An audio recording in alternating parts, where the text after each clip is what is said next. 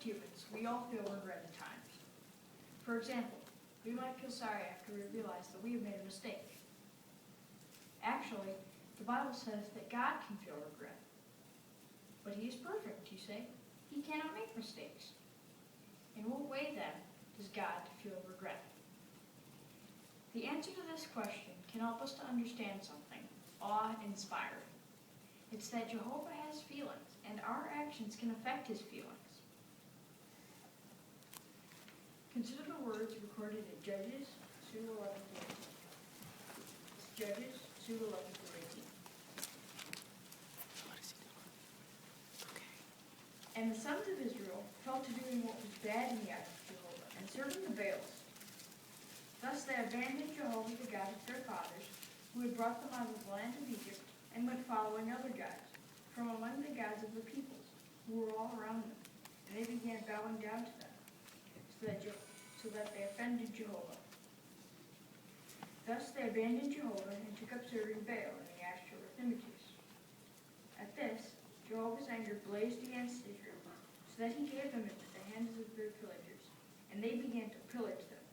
And he proceeded to sell them into the hand of their enemies, round about, and they were no longer able to stand before their enemies.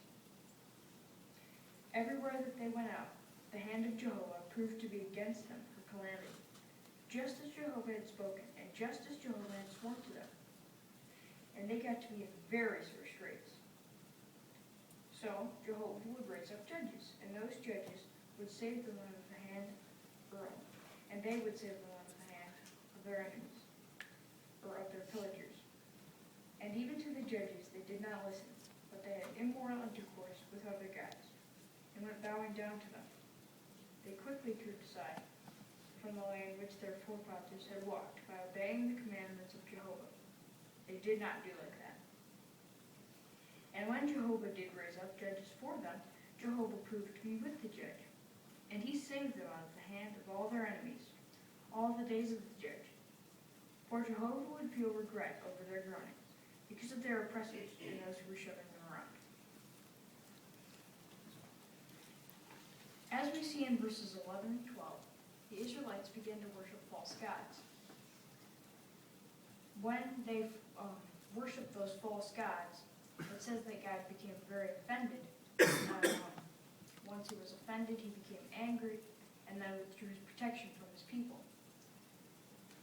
Then, because Jehovah withdrew his protection from his people, they fell into the hand of their enemies. But did you notice what moved God to feel regret or change his mind? It was the change in attitude on the part of his people. And the Hebrew word rendered feel regret can mean to change one's mind or intention. And one reference work says that Jehovah, moved by their groaning, changed from his purpose of punishment to one of deliverance. So in his mercy, Jehovah would raise up judges who would deliver his people from the hand of their enemies. Think of it this way. A loving father chooses to discipline an erring child, perhaps by withholding some privilege. But upon seeing that the child is truly sorry, the father decides to end the punishment. So what do we learn about Jehovah from this account? Whereas willful sin arouses his anger, repentant hearts moves him to show mercy. It is sobering to think that what we do can really affect God's feelings. Why not learn how you can make Jehovah's heart rejoice? You will never regret it.